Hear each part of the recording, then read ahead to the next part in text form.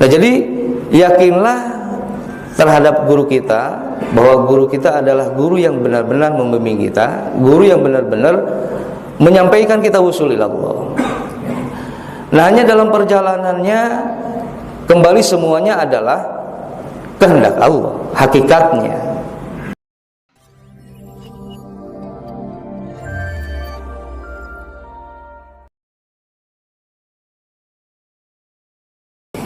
Jadi beliau adalah mursyid kamil, mukamil, sempurna dan menyempurnakan. Gitu. Jadi kalau abah sepuh Syekhul Masyayikh, kalau pengarsa abah Syekh mursyid kamil, mukamil. Nah, jadi yakinlah terhadap guru kita bahwa guru kita adalah guru yang benar-benar membimbing kita, guru yang benar-benar menyampaikan kita usul ilallah. Nah, hanya dalam perjalanannya kembali semuanya adalah kehendak Allah, hakikatnya. Semua diatur Allah. Kita sekarang dihadapkan pada ujian seperti ini, itu pun kuasa Allah. Semuanya adalah Allah yang mengatur. Dan itu adalah ujian bagi kita. Karena ujian itu bukan hanya sesuatu yang dirasa nikmat, tetapi juga sesuatu yang tidak nikmat. Dua-duanya ujian, semua ujian. Di mana letak keberhasilan kita melalui ujian itu? Manakala ketika yang kita alami adalah sesuatu yang nikmat, maka kita bersyukur atas nikmat dan kita tambahkan kualitas ibadah kita sebagai bentuk syukur kita. Dan ketika kita dihadapkan Allah beri kita sesuatu yang tidak nikmat, maka terima dengan sabar. Jadi jangan mau nerima yang enak dibuang yang tidak enak, atau tidak mau yang tidak enak. Itu berarti kalau seperti itu masih ada dalam diri kita ini pengakuan bahwa diri ini punya kita, diri ini, hidup ini kita, padahal semuanya Allah. Nah, dengan pengajaran dari Guru Agung Pengarsa Abah ini untuk mengikis itu, sekat-sekat itu, halangan, hambatan, hijab-hijab itu, supaya tidak lagi kita ini menjadi aku, tetapi Dia, Allah. Jadi kalau sudah seperti itu, maka kita ikut aturan mainnya Allah, jangan ikut aturan kita, karena kitanya sudah tidak ada, bukan lagi kita dan bukan lagi aku, tetapi Allah. Jadi kita ikut aturan Allah, dan kita diperankan semua oleh Allah hakikatnya. Oleh karenanya dalam menjalani hidup ini, apapun yang kita rasa, kita lihat, kita dengar, maka janganlah sekali-kali kita membuat satu penghakiman, penilaian. Penilaian boleh, kita juga diberi hak untuk menilai karena diberi pemahaman untuk menilai, akan tetapi penilaian itu jangan dijadikan final. Jangan menjadi hakim, menghakimi gitu, menjadi pemutus. Jangan, karena kita nggak tahu esok lusa kita diperankan sebagai apa oleh Allah, nggak tahu. Sekarang saja jangan diperankan seperti ini. Saat ini, bulan ini kita digerakkan oleh Allah bisa hadir, belum tentu bulan depan bisa hadir lagi di majlis yang mulia ini. Semua Allah. Kita hanya berdoa, berupaya, berharap, kan begitu. Nah, termasuk ujian saat yang paling besar bagi kita sebagai murid dari Guru Agung Pengarsa Abah adalah itu. Jadi yang disampaikan oleh Al-Mukarram tadi. Tetapi itu jangan menjadi satu penurunan semangat kita beribadah, semangat kita beramal. Memang bisa dibayangkan, bisa juga dirasakan. Bahkan ada yang begini, dulu wasilah saya belajar di thariqah ini melalui si A, tetapi justru si A yang memperkenalkan kita ke thariqah malah, itu kan. Atau kita tahu bahwa si A ini adalah senior, artinya sudah berpuluh tahun yang lalu beliau istiqomah mengamalkan zikir, tetapi sekarang kok kenapa? Nah, selalu begitu. Itu wajar, kita ada hal seperti itu, tetapi jangan nantinya lantas jadi hakim, menghakimi bahwa si A jadi begini, si B begini. Karena belum tentu juga kita begini. Gitu ya. Jadi yang penting bagi kita ketika ada saudara kita, siapapun yang menyeberang tadi, yang mencoba mencari cara sendiri untuk bisa wusul ilallah, melepaskan dari ikatan yang sudah tersambungkan, dia ingin mencoba dengan sendirinya sampai wusul, silahkan gitu. Ya mudah-mudahan bisa tersampaikan. Kan seperti itu yang nyebrang tadi itu. Kita ini tabaruk torikohnya. Kalau torikoh tabaruk itu kita ngambil berkah dari apa yang sudah diamalkan guru, yang dituntunkan guru. Tidak berusaha menambah dan mengurangi. Makan apa adanya, kan begitu tabaruk itu. Yang selebihnya urusan guru, yang berat-beratnya urusan guru. Kita yang enteng-entengnya kan itu tabaruk itu. Nah, ini kita coba mau cari yang berat. Gitu ya, silakan kalau mampu, kan begitu. Jadi istilahnya kita yang nyebrang ini dia ingin mencoba manjat tebing, kira-kira begitu, tetapi tanpa bantuan apapun. Mau mencoba saja cari celah sendiri, cari alat sendiri. Kalau sekarang kita naik tebing, tambangnya sudah ada, tangganya ada, sudah gitu di atas ditunggu, dilihat, takutnya kita jatuh dan sebagainya. Apa itu nggak luar biasa nikmatnya? Kita juga jadi pede saja mau naik, nggak takut jatuh. Toh di sana juga nunggu, bantuin. Nah, di bawah juga saudara-saudara kita pada menjaga, kan seperti itu. Nah ini, sudah ada tangga, udah kita singkirin tangganya, nggak apa-apa pakai tangga, tambangnya juga kita simpan. Saya mau coba sendiri, mau pakai alat sendiri, mau pakai misalkan jari saja kayak laba-laba, ya silahkan. Yang penting kan mudah-mudahan semua sampai saja ke atas. Nah kan begitu. Jadi bagi saudara-saudara kita yang sudah menyeberang ke sana, kita doakan mudah-mudahan mereka bisa sampai gitu. Sama-sama kalau kita disampaikan oleh guru kita kan enak, nikmat, nggak berat. Kalau mereka mudah-mudahan bisa sampai, karena sudah berusaha untuk mencoba sendiri, istilahnya gitu. Ya silakan, nggak ada larangan kok, silakan. Nah bagi kita jangan itu menjadikan satu tetapi kita juga sebagai manusia, sebagai murid yang menjaga kehormatan guru. Nah, ada kewajiban kita, ada murid terhadap guru, yaitu menjaga kehormatan guru. Kalau sudah kehormatan guru diganggu, nah gitu kan, istilahnya kalau bahasa Betawinya apa nih? Kalau udah nyali apa, bukannya apa? Harga diri lah. Harganya sudah diinjek-injek gitu kan. Lu jual gua beli, kan begitu. Nah, itulah si Kate. Almarhum Cianjur itu kan punya nama julukan si Kate dari Abah Sepuh. Gitu kan. Kalau dari Pangesabah kan panggilannya O gitu. Abah Sepuh itu si Kate. Kenapa si Kate? Kate itu kan ayam kate kecil tapi luar biasa kalau beradu gitu kan. Kira begitu. Nah, jadi almarhum itu badannya kecil tapi berani, apalagi kalau menyangkut kehormatan guru. Gitu. Siap mati istilahnya gitu. Gitu. Nah, tentunya dalam cara mengekspresikannya harus tetap ada dalam koridor tanbih. Tetap harus itu yang dijaga. Jangan juga istilahnya ekspresinya itu jadi anarkis, jadi gitu kan, tidak, itu tidak benar kalau seperti itu. Tapi harus ada yang namanya ketersinggungan kita karena guru, harga diri guru, kehormatan diinjak-injak, harus ada kita merasa marah istilahnya gitu, karena kita juga manusia, guru gitu ya. Nah, tetapi hanya sebatas itu, lalu serahkan lagi kepada Allah. Nah, gitu ya.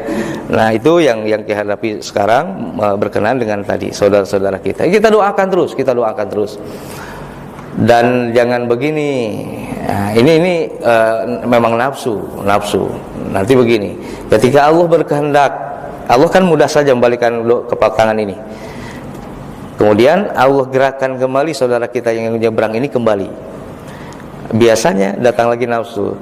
Nah, sekarang tahu rasa kan? Nah, kira-kira hati-hati. Nah, kalau muncul seperti itu, maka justru kitanya yang kalah, itu yang menang, gitu lah. Kitanya kalah diuji, gitu kan? Mereka lulus dari diuji, kan begitu. Jadi lulus ujinya mereka kembali sadar akhirnya bahwa apa yang dilakukannya, gitu kan, ini dari tuntunan guru.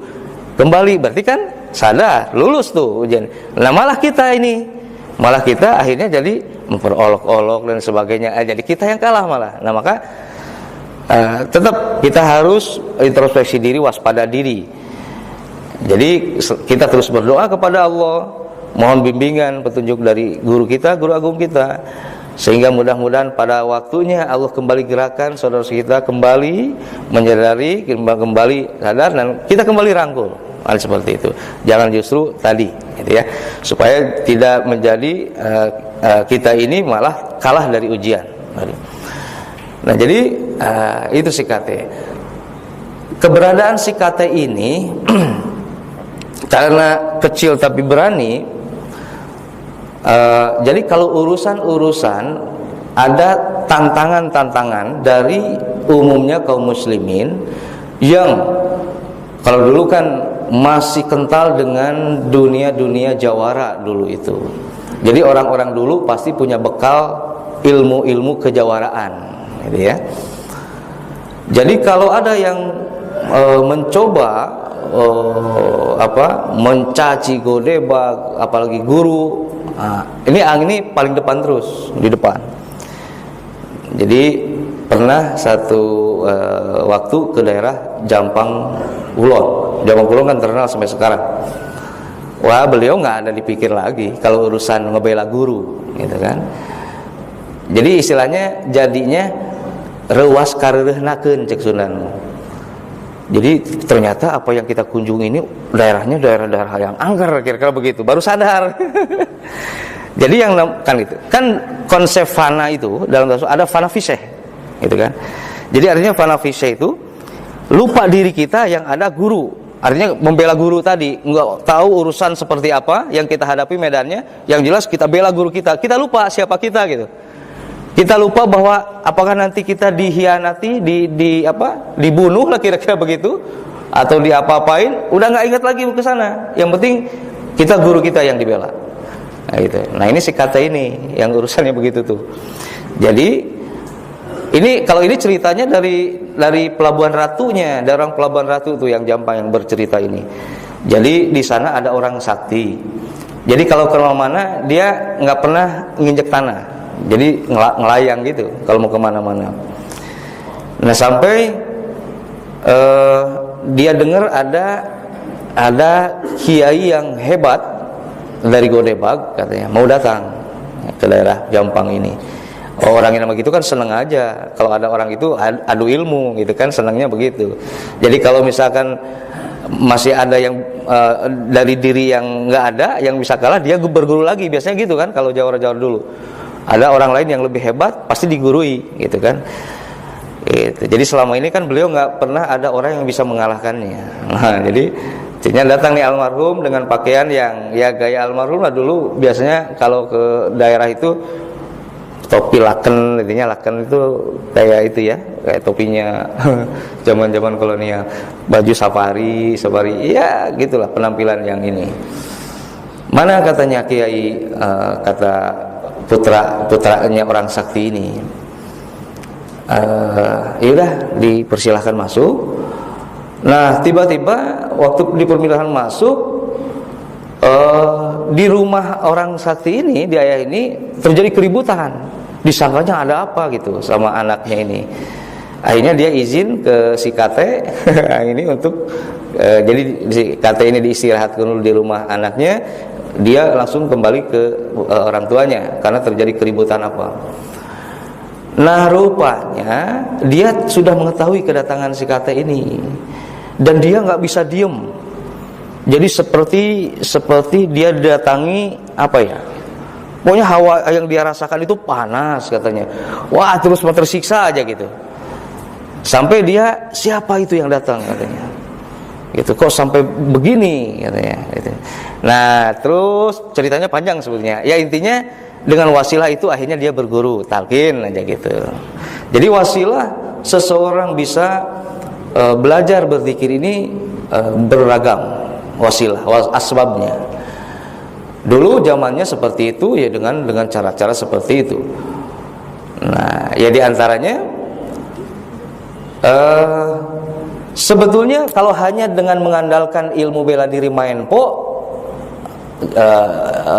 ya nggak bisa jadi ukuran juga untuk bisa mengalahkan ilmu-ilmu yang seperti itu. Kan itu hanya sekedar wasilah saja bahwa kita juga pernah belajar ilmu bela diri, tetapi nanti bukan dari situ ilmunya, kira-kira begitu. Yang penting kita melakukan pembelajaran itu. Nah, rupanya, ini juga saya di sini baru kemarin agak tersambung ceritanya. Jangan-jangan ada dari si KT ini, ya namanya juga manusia dengan ininya ada licik-licik lah, kira-kira begitu. Jadi ada almarhum ini pernah belajar ke wakil talqin Abah Sepuh, Abah Dullah. Nah, apakah perjalanan ini juga dengan pengarsa Abah atau sendiri diam-diam si KT, nah, gitu kan? Abah Dullah ini wakil talqin Abah Sepuh yang terkenal jawaranya, yang dimakamkan di Dayakolot. Bapak Ibu pernah ke sana berziarah? Belum ya? Namanya aja gitu. Gitu ya. Abah Dullah namanya. Jadi Abah Dullah di antara wakil Abah Sepuh yang terkenal kejawaraannya. Jadi sampai begini kalau Abah Dullah. Jadi kalau urusan guru, misalkan musuh kita ini di Jakarta, Abah Dullah di sini aja, gitu kan? Tiba-tiba di sana kecungkol aja gitu. Yang begitu-begitu tuh. Pukulan jarak jauh, apalah istilahnya kayak di sinetron gitu ya. Luar biasa memang kalau karena ya menuntut seperti itu. Kalau dulu zamannya penjajah kan, zaman DI dan sebagainya, sehingga diperlukan atraksi-atraksi seperti itu. Berbeda dengan sekarang. Tetapi ya tidak menutup kemungkinan kalau seizin guru hal yang seperti itu juga bisa sekarang dimunculkan lagi gitu. Kalau situasinya juga memang nanti menuntut seperti itu dengan izin guru, gitu ya. Hanya hati-hati, jangan tidak ada izin dari guru. Itulah adab kita dalam thariqah. Jadi misalkan saya menguasai beberapa ilmu, misalkan ilmu macam-macam, ilmu gaib dan sebagainya misalkan. Lantas saya dengan sembarang saja memberikan kepada ikhwan tanpa saya izin ke guru agung kita. Sekalipun ilmu itu di luar dari ilmunya guru kita, misalkan saya belajar ilmu itu dari guru yang lain, dapat ilmu itu. Nah, sekalipun seperti itu, tetapi dalam thariqah yang namanya guru mursyid kamil mukamil sudah mencakup guru keseluruhan. Jadi artinya ketika kita ada izin dari guru, maka sekalipun ilmunya dari guru yang lain, maka itu pun sudah ada dalam wilayahnya guru kita ketika sudah izin. Dan dengan izin itulah maka kita diperoleh keberkahan. Sering karena kita tanpa izin, lantas kita sembarang saja, maka banyak yang dialami. Apakah misalkan yang dialami jadi tidak wajar atau tidak normal, misalkan itu hal yang begitu. Karena waktu kecil saya masih sering menyaksikan orang-orang yang fana itu. Jadi orang-orang yang fana itu orang-orang yang sudah tidak menyadari siapa dirinya, yang ada adalah bahwa dia sedang ada dalam wilayah uluhiyah. Jadi misalkan begini, yang satu karena dia mubaligh, orang Sukabumi, itu karena dia mubaligh, maka kalau selesai zikir, sudah gitu zikirnya, wah ngacak-ngacak zikirnya. Jadi dari sana tiba-tiba jadi ke sana, nanti ke belakang, tapi nggak mengganggu yang duduk, nggak. Cuma zikirnya seperti itu. Kalau dulu masih dibiarkan tuh yang begitu, masih diabur lah kira-kiranya. Ke nenpika kemana gitu. Dan mata itu kernikmat sehingga terkontrol dirinya, tidak kontrol maka seperti itu. Selesai ceritanya. Jadi kalau kita ganggu, pernah waktu itu saya coba lempar kan, ada apa nih? Sendal saya lempar iseng kan, gitu. Waduh ngadat, ngamuk gitu kan. wah akhirnya nggak berani lagi. Nah, sudah selesai dari zikirnya, keluar. Kalau keluar, setiap ketemu orang, sini monyet katanya, dipanggil gitu. Jadi yang dia lihat bukan orang, monyet gitu. Jadi gitu, kamu udah sholat belum katanya, sana sholat dulu. Udah gitu yang satunya lagi dia ceramahin, karena mau balik, dia sukanya ceramah kan, diceramahin, wah habis ceramahin tentang agama. Jadi kalau fananya melalui proses yang memang sesuai dengan prosedurnya, gitu kan, tata cara yang guru ajarkan, guru tuntunkan, maka arahnya seperti itu. Ada lagi fananya yang ngaco. Nah, karena fananya di luar kontrol bimbingan guru. Itu tadi, orang yang sembarangan, tidak ada izin guru, nyanyahuanan. Nah, kira-kira gitu. Maka bakal ngaco fananya, bakal nggak bener. Artinya kalau fana yang benar adalah dia memang nggak memperhatikan lagi dirinya, tetapi dia ajak orang untuk ibadah, dia ingatkan orang untuk berzikir gitu, untuk mengarah kepada kebaikan. Nah, berbeda dengan fana yang ngaco tadi. Nah, makanya dalam melakukan satu tirakat riadoh, nah sekarang kan mulai lagi nih riadoh kitanya macam-macam kan, dicoba diinikan. Nah, maka kalau guru menyampaikan di satu tempat, maka di tempat itu lakukan. Jadi jangan coba saya pengen sendiri saja ngamalinnya di rumah. Nah, tapi kalau diizinkan guru ya nggak apa-apa. Tapi kalau nggak ada izin jangan coba-coba. Sebab nanti kalau misalnya sendiri, kalau terjadi hal-hal yang memang tidak dikehendaki, siapa yang bertanggung jawab di situ? Nah, itu ya. Jadi dan semua wakil talqin boleh memberikan ijazah itu dengan catatan ijazah aurad riadoh tadi, dengan catatan melihat kemampuan ruhaniyah, kemampuan batiniah murid-murid gitu. Jadi sekalipun seperti itu, karena saya bukan ahli riadoh, kalau ada yang mau riadoh jangan tanya saya, jangan minta ke saya ya, karena saya bukan ahli riadoh. Jadi mintalah ke ahli riadoh. Di antara yang ahli riadoh itu kakak saya, Kang Haji A, memang beliau ahli riadoh. Kalau saya nggak pernah riadoh lah. Saya pengennya yang matang aja lah, asakan, nggak mau yang sulit. Jadi saya selalu berkelakar begini. Mungkin karena malasnya saya, bukan mungkin, memang malasnya saya suka begini menyampaikan, kita ini sudah ringan ini, dia beri amalan oleh guru. Janganlah kita mempersulit diri. Padahal sebenarnya malas aja gitu. Jadi kan ada yang wah pengen belajar puasa. Dulu Pangarsa Abah ini nggak tidur selama 2 tahun. Ya, makasih. Aang 1 tahun. Bukan. Pangarsa Abah sepuh nggak tidurnya 2 tahun. Pangarsa Abah Anom 1 tahun. Kalau Aang 40 malam, nggak tidurnya. Wah, pengen nyoba ini riadoh seperti itu, gitu kan? Ya silakan saja. Tapi mau apa sebenarnya dari riadoh itu? Apa ada sesuatu yang ada kepentingan atau apa? Kan itu.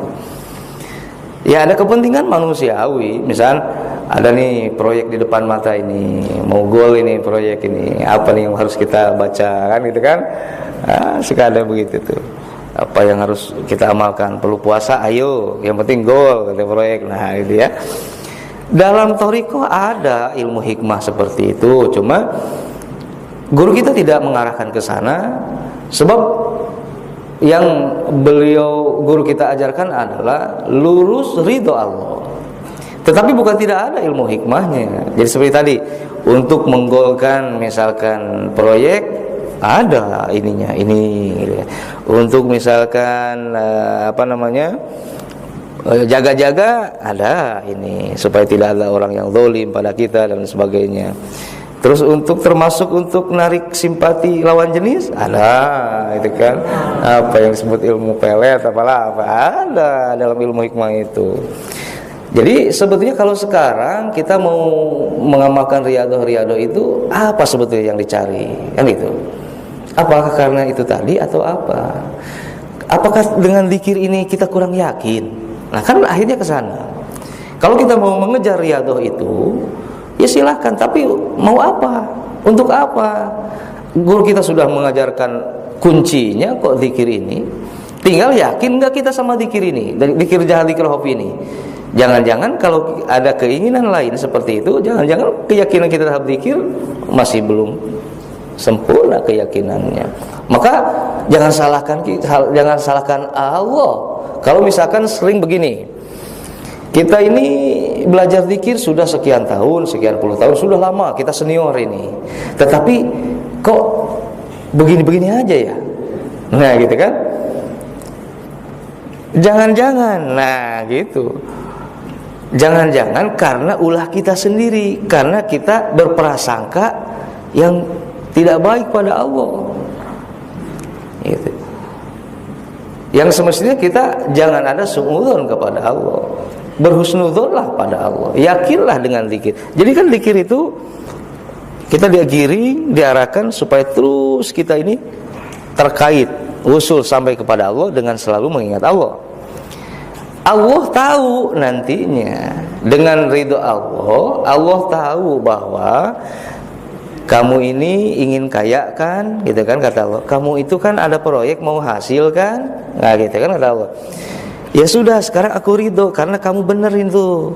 Kamu bener terus siang dan malam, setiap waktu kamu ingat aku kata Allah. Ya sudah, aku beri nih. Kan luar biasa itu yang begitu. Daripada harus misalnya kita sampai kita berpayah-payah nggak tidur, harus ngerendam di kolam, macam-macam. Dan belum tentu juga Allah berikan lagi. Udah susah payah nggak diberi lagi. Karena tadi ada suudzon pada Allah. Suudzonnya tadi dengan zikir kita masih belum yakin, berarti kan suudzon. Itu kan. Maka yakinlah. Nah, kalau sudah yakin, mau juga kita belajar riyadhahnya, ya silakan. Artinya riyadhahnya tidak akan mengganggu zikirnya. Sering kita terbalik. Ketika kita masuk ke riyadhah, belum lagi kita nanti merasa ujub dengan riyadhah. Wah, saya bangga nih, riyadhahnya hebat ini. Nggak tidur ini selama, jangan 40 malam, seminggu aja. Saya ingat di sana, di Cianjur ada yang mengamalkan riyadhah itu. Karena mereka minta, kalau minta kan dikasih. Pengen nggak tidur 1 hari 1 malam, lulus ceritanya. Ditingkatkan lagi 3 hari 3 malam. Nah yang 3 hari 3 malam lain-lain yang dialaminya. Yang satu ceritanya, jadi jarak dari Darul Falah Cianjur ke tempat tinggal dia itu paling ya sekitar 100 meter lah jaraknya, nggak jauh. Dia berangkat dari rumah mau ke Darul Falah Manakib. Tetapi kok dia baru sadar jalannya jadi gimana ya? Jadi beda arah jadinya. Tujuannya ke utara, ini malah jadi ke timur. Dia baru sadar sedang di timur, padahal mau ke utara. Jadi saking yang namanya nggak tidur kan bisa dibayangkan, Pak. Beda tidurnya kan kalau begadang sambil ngopi dan sebagainya, beda begadangnya. Kalau ini kan begadangnya benar-benar itikaf, gitu kan. Jadi ada yang jadi rupanya jalan itu berarti tidur jalannya kan, ya kan? Karena baru sadarnya kok jadi di timur. Tapi ada yang 3 hari 3 malam masih kuat. Dia mau tingkatkan lagi 7 hari 7 malam. Wah, boleh 7 hari 7 malam. Nah, itu baru 7 hari 7 malam, wah yang nggak benar-benar semua. Jadi ada yang dia tidur tapi di atas air tidurnya itu. Di atas air, dia nggak sadar dia tidur begitu. Disadarkan sama yang ini, begitu sadar dia baru sadar kecebur karena sedang ada di atas air kan. Terus lagi ada yang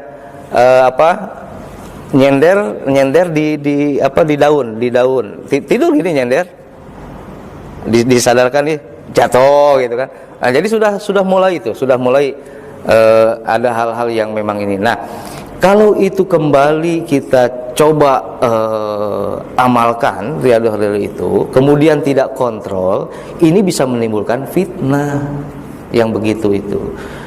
Dulu kan beda zamannya. Dulu juga begitu, waktu zaman Abah Sepuh, ini kisahnya. Bahkan zaman pengersabah Anom juga awal-awal masih seperti itu. Jadi zikir itu orang mau seperti apa zikirnya dibiarkan, di loss gitu. Nah, jadi sehingga pada saat zikir terasa nikmat zikir, dia sudah fana, tidak sadar lagi dirinya, yang ada nikmatnya zikir. Lalu dia juga karena sudah hilang kesadaran manusianya, dirinya, dia nggak tahu bahwa zikir dia itu jadi di atas air, zikir dia jadi atas kawat listrik gitu. Yang lihat ya orang-orang yang nggak sedang zikir.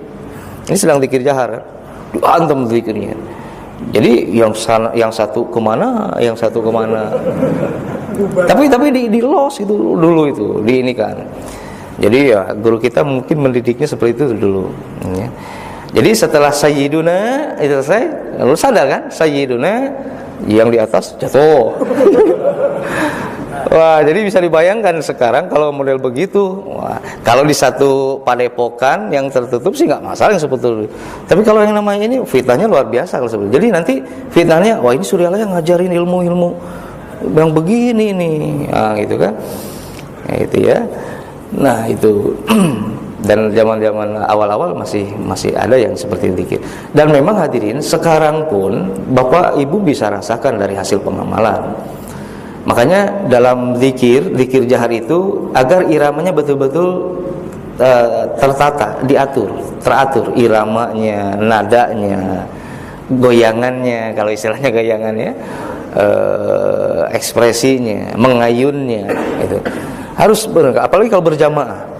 Jadi begitu setiap lafaz yang terucap irama mengikuti, dia akan serempak nanti mengisinya gitu.